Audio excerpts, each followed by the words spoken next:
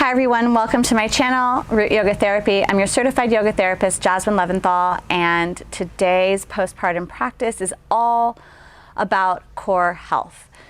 And I say core health because this isn't about getting your six-pack at all. So this is about strengthening our deep core muscles, the muscles that support the front of our spine, so we can be successful in daily movements, so we can be pain-free, and so we can realign our posture, regain stability, and overall proper function in our body. So I hope this video is going to benefit you. Hop into something comfy, and I look forward to practicing with you back on the mat.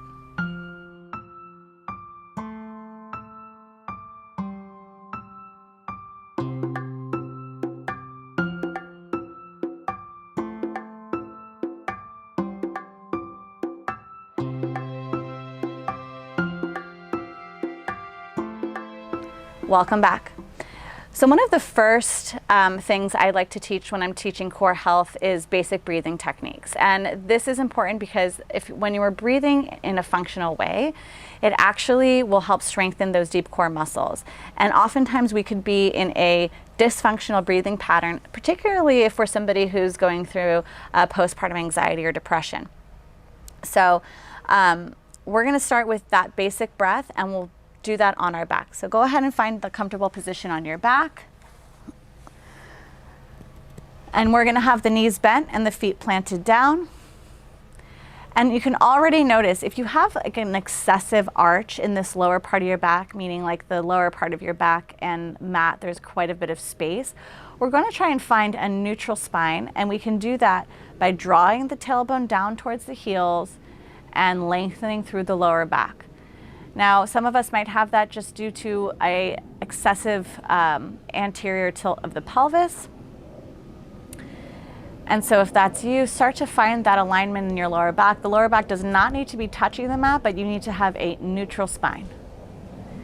And then starting here, finding a basic breathing pattern. So first notice how you're breathing. You might be holding a lot of short breath in your chest.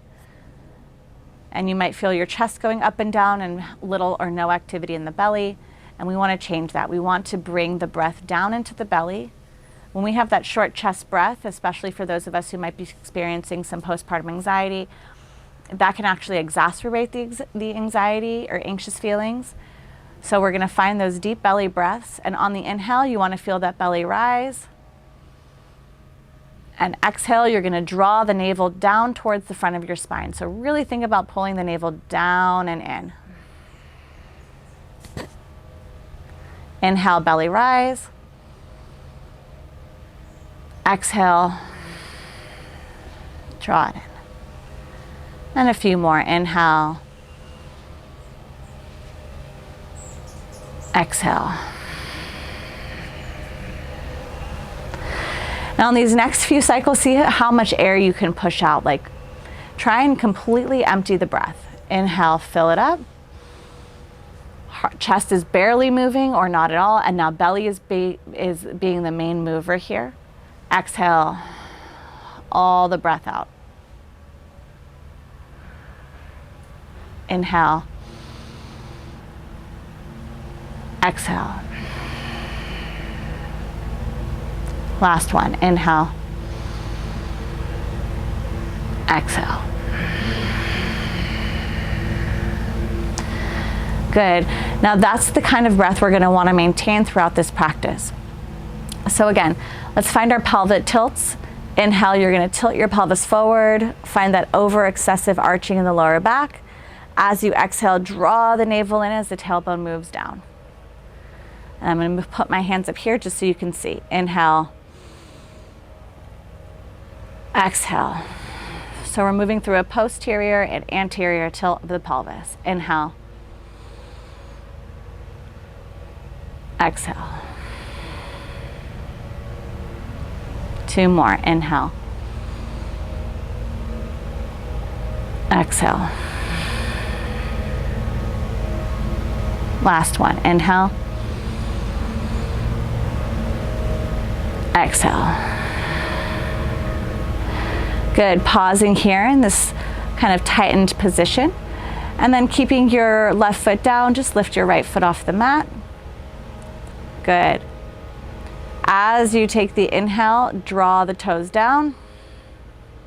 As you exhale, lift the toes. Inhale, tap the toes, exhale, lift. Inhale, exhale. Last one. Good, and switch. Left toes down. Inhale, exhale. Inhale, exhale. 2 more.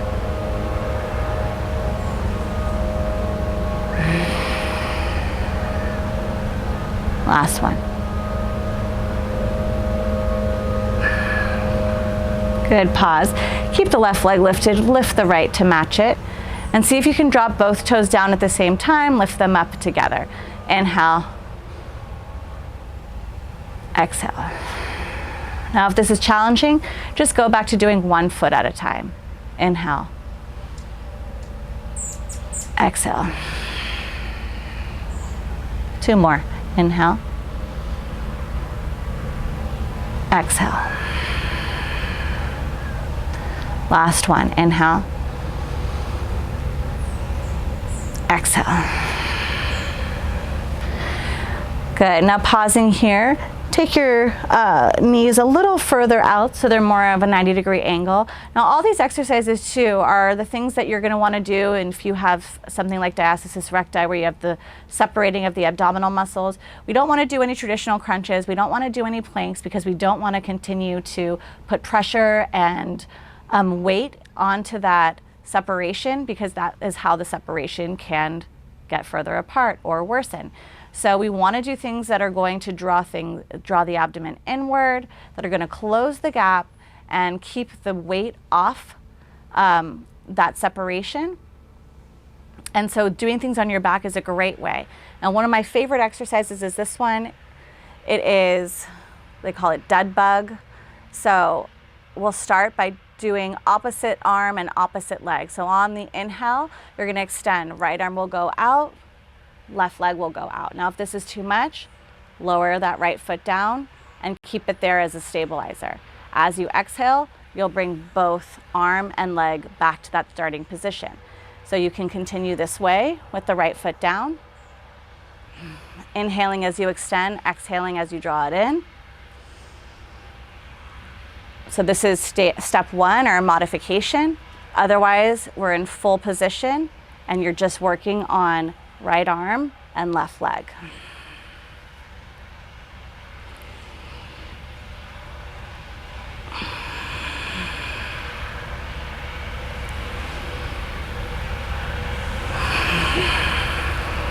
Two more.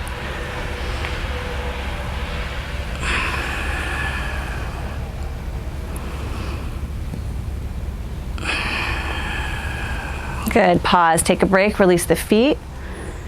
And again, go back and find that breath with that strong exhale through the belly. Inhaling, belly rise. Exhale, draw it in. 2 more.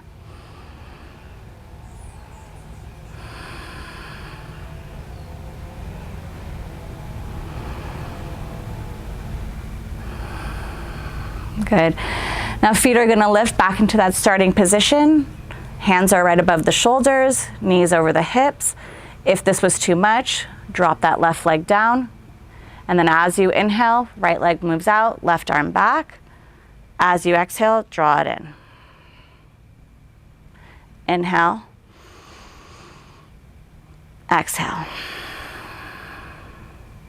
Inhale.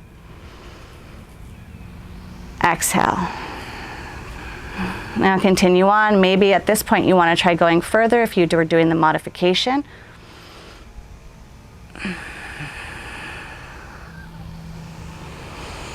Always moving with your breath.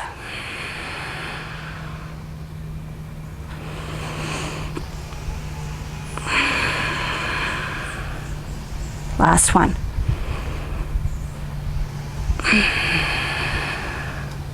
Really good. Release the feet down. Pause here. Find that breath again through the belly.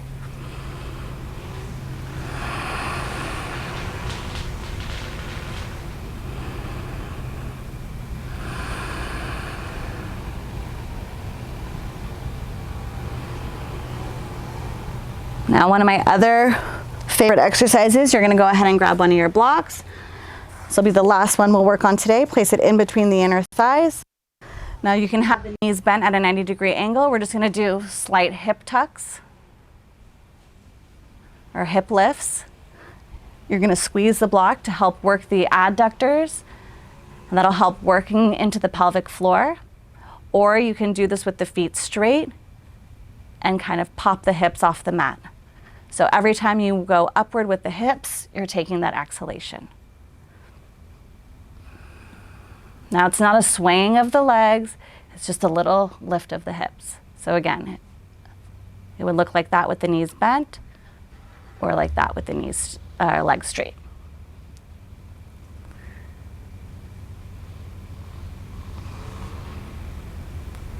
Last two, and one.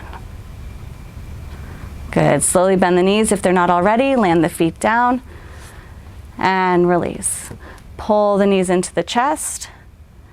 Now we don't want to do a big stretch on the belly to, again, separate those abdominals even more if you have that diastasis recti. So let's just stretch the legs forward, reach the arms up overhead, draw the navel in, point the toes, find a full body stretch, maybe a gentle stretch over to the right edge of your mat, and over to the left, and back to center.